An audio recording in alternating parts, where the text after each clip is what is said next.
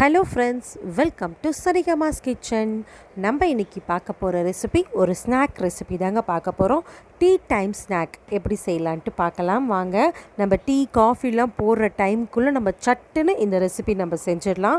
முட்டைகோஸ் மட்டும் இருந்தால் போதுங்க, 5 நிமிஷத்தில் நம்ம இந்த ரெசிபியை ரெடி பண்ணிடலாம். நம்ம இன்றைக்கி பார்க்க போகிற ஸ்நாக் ரெசிபி முட்டைகோஸ் வடை மற்றும் பகோடா. வாங்க எப்படி செய்யலான்ட்டு பார்க்கலாம். முதலாவதாக முட்டைகோஸ் வடை எப்படி செய்யலான்ட்டு பார்க்கலாம் வாங்க. நான் அதற்காக முட்டைகோஸ் எடுத்திருக்கேங்க. நமக்கு கோஸ் கட் பண்ணுறதுக்கு மட்டும்தான் டைம் எடுக்கும், மற்றபடி இந்த வடையை நம்ம சட்டுன்னு செஞ்சிடலாம். வாங்க எப்படி செய்யலான்ட்டு பார்க்கலாம். முட்டைகோஸ் பார்த்திங்கன்னா 2 கப்பு அளவிற்கு எடுத்திருக்கேங்க. இந்த மாதிரி பொடியாக கட் பண்ணி எடுத்து வச்சுருக்கேன். நீங்கள் கட் பண்ணுறதுக்கு பதிலாக நம்ம காயெல்லாம் சீவுவோம் இல்லைங்களா, அந்த திருகிறது இருந்தால் கூட நீங்கள் திருகி கூட எடுத்து வச்சுக்கலாங்க. அடுத்ததாக இதில் நான் உப்பு சேர்க்க போகிறேன். உப்பு சுவைக்கேற்ப சேர்த்துக்கோங்க. உப்பு சேர்த்துட்டு நல்லா கலந்துக்கோங்க. கோஸில் நல்லா கலந்துக்கிட்டிங்கன்னா தான் அடுத்து நம்ம போடுறப்போ ஈஸியாக எல்லாமே நமக்கு மிக்ஸ் ஆகும். நம்ம தண்ணிலாம் எதுவுமே சேர்க்க போகிறது கிடையாதுங்க. நம்ம கோஸ்லேருந்து நமக்கு தண்ணி விடும்.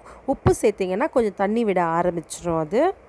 இப்போ நம்ம உப்பு சேர்த்துட்டு இந்த மாதிரி நல்லா கலந்துக்கலாம். அடுத்ததாக இதில் நான் கருவேப்பிலை இலைகளை சேர்த்துக்கிறேங்க. நல்லா பொடியாக கட் பண்ணியிருக்கேன், அதை கொஞ்சம் நான் சேர்த்துக்கிறேன். அடுத்ததாக இஞ்சி, பூண்டு, பச்சை மிளகாய் தட்டி வச்சுருக்கேங்க, அதையும் நம்ம இதில் சேர்த்துக்கலாங்க. நான் ஒரு 4 பூண்டு எடுத்திருக்கேன், ஒரு சின்ன சைஸ் இஞ்சி எடுத்திருக்கேன், 2 பச்சை மிளகாய் எடுத்திருக்கேங்க. இந்த மாதிரி தட்டிட்டு நான் இதில் சேர்த்துக்கிறேன். எல்லாத்தையுமே நம்ம கலந்துக்கலாங்க. அடுத்ததாக காரத்துக்கு காஷ்மீரி மிளகாய் தூள் எடுத்திருக்கேன், 1 டீஸ்பூன் அளவிற்கு நான் இதில் சேர்த்துக்கிறேங்க. நம்ம ஏற்கனவே இதில் பச்சை மிளகாய் வேறு சேர்த்துருக்கோம். அடுத்ததாக மிளகாய் தூள் சேர்த்துருக்கோம். காரம் நம்ம பார்த்துட்டு கலந்துக்கோங்க. அடுத்ததாக கார்ன்ஃப்ளவர் சோள மாவு சேர்த்துக்கிறேங்க. அது 1 டேபிள் ஸ்பூன் அளவிற்கு நான் இதில் சேர்த்துக்கிட்டேங்க. அடுத்ததாக கடலை மாவு எடுத்துக்கிறேங்க. 2 கப்பு கோஸ்க்கு 1 கப்பு அளவிற்கு கடலை மாவு சேர்த்துக்கிறேங்க. சேர்த்துட்டு நல்லா கலந்துக்கோங்க. அடுத்ததாக ஒரு 1/4 டீஸ்பூன் அளவிற்கு பெருங்காயத்தூள் சேர்த்துக்கிறேங்க. சேர்த்துட்டு இப்போ நம்ம எல்லாத்தையுமே நல்லா மிக்ஸ் பண்ணிக்கலாங்க. தண்ணிலாம் எதுவுமே நம்ம சேர்க்கவே இல்லை பாருங்கள். கோஸ்லேருந்து விடக்கூடிய தண்ணியிலே நம்ம இந்த மாவை நம்ம பிசைஞ்சு ரெடி பண்ணிட்டோம். இப்போ நம்ம வடை சுட ஆரம்பிச்சிடலாங்க. இப்போ நான் கொஞ்சமாக மாவு எடுத்துட்டு இது மாதிரி உருட்டிட்டு அப்படியே நம்ம வடை சுடுற மாதிரியே நம்ம தட்டிட்டு எண்ணெயில் நம்ம பொரித்து எடுக்க போகிறோங்க. இது மாதிரி ஃப்ளாட்டாக தட்டிக்கோங்க. அடுத்ததான் ஒரு கடாயில் நான் எண்ணெய் காய வச்சுருக்கேங்க. எண்ணெய் நல்லா இப்போது சூடாயிடுச்சு. இப்போ நம்ம வடை தட்டிட்டு சுட ஆரம்பிச்சிடலாங்க. நம்ம எல்லா மாவுமே இந்த மாதிரி வடை தட்டி சுட ஆரம்பிச்சிடலாம். முதல்ல எண்ணெய் நல்லா சூடாயிட்டுக்கு அப்புறமா நம்ம ஸ்டவ்வு ஸ்லோ ஃப்ளேமில் வச்சுட்டு நம்ம வடை சுடணுங்க.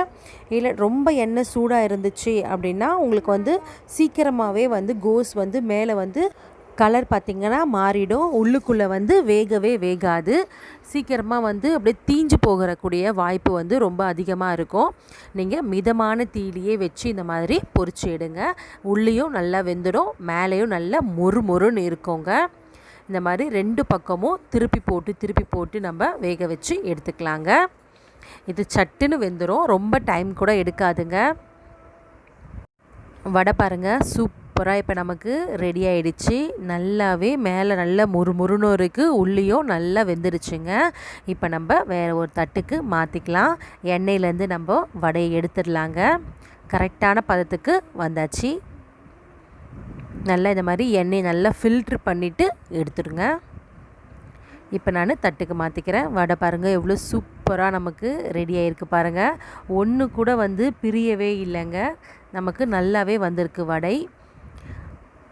நம்மளுடைய முட்டைகோஸ் வடை ரெடி. முட்டைகோஸ் வடை பார்த்திங்கன்னா நம்ம வெங்காயம்லாம் எதுவுமே சேர்க்கவே இல்லைங்க. நம்ம வெங்காயம் சேர்த்த டேஸ்ட்டு தான் உங்களுக்கு கிடைக்கும் இந்த வடையில். ரொம்ப நல்ல சூப்பராக இருக்குங்க. நீங்களும் உங்கள் வீட்டில் ட்ரை பண்ணி பாருங்கள். நம்ம 2ஆவதாக பார்க்க போகிற ரெசிபி பார்த்திங்கன்னா, இந்த முட்டைகோஸ்க்கு நம்ம என்ன மசாலா சேர்த்து கலந்தோமோ அதே மாவுலேயே நம்ம அடுத்ததாக பார்க்க போகிறது முட்டைகோஸ் பக்கோடா. அது ஒன்றுமே இல்லைங்க, இந்த மாவை நம்ம வடைக்கு பதிலாக இந்த மாதிரி உதிர்த்து கூட நம்ம போட்டுக்கலாங்க.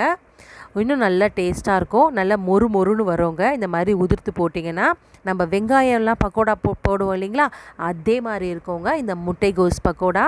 நல்லா இந்த 2 பக்கமும் திருப்பி போட்டுக்கோங்க. நல்லா கொஞ்சம் பொன்னிறமாக வந்ததுக்கப்புறமா நம்ம அதை எடுத்துடலாங்க. இதுவும் நல்லா மொறுன்னு இருக்குங்க. பக்கோடா பாருங்கள், இப்போ நல்லா நிறம் மாறிடுச்சு, பொன்னிறமாக வந்துடுச்சு. இப்போ நான் வேறு ஒரு தட்டுக்கு மாற்றிக்கிறேங்க. நம்ம இன்றைக்கி 2 விதமான ரெசிபிஸ் பார்த்துருக்கோங்க. முட்டைகோஸ் வச்சு நம்ம முட்டைகோஸ் வடை, முட்டைகோஸ் பக்கோடா ரெடி. நீங்களும் உங்கள் வீட்டில் ட்ரை பண்ணி பாருங்கள். இந்த ரெசிபிஸை நம்ம 5 நிமிஷத்தில் செஞ்சிடலாங்க. உங்கள் வீட்டு குழந்தைங்களுக்கெல்லாம் இந்த ரெசிபி ரொம்பவே பிடிக்குங்க. இந்த ரெசிபி நீங்கள் ட்ரை பண்ணி பாருங்கள். உங்களுடைய ஃபீட்பேக்கை எனக்கு கமெண்ட் செக்ஷனில் கொடுங்க. இந்த ரெசிபி உங்களுக்கு பிடிச்சிருந்தா ஒரு லைக் கொடுங்க, உங்கள் ஃப்ரெண்ட்ஸ்க்கு ஷேர் பண்ணுங்கள். மறக்காமல் என்னோடய சேனலை சப்ஸ்கிரைப் பண்ணிவிடுங்க. தேங்க்யூ ஃபார் வாட்சிங்.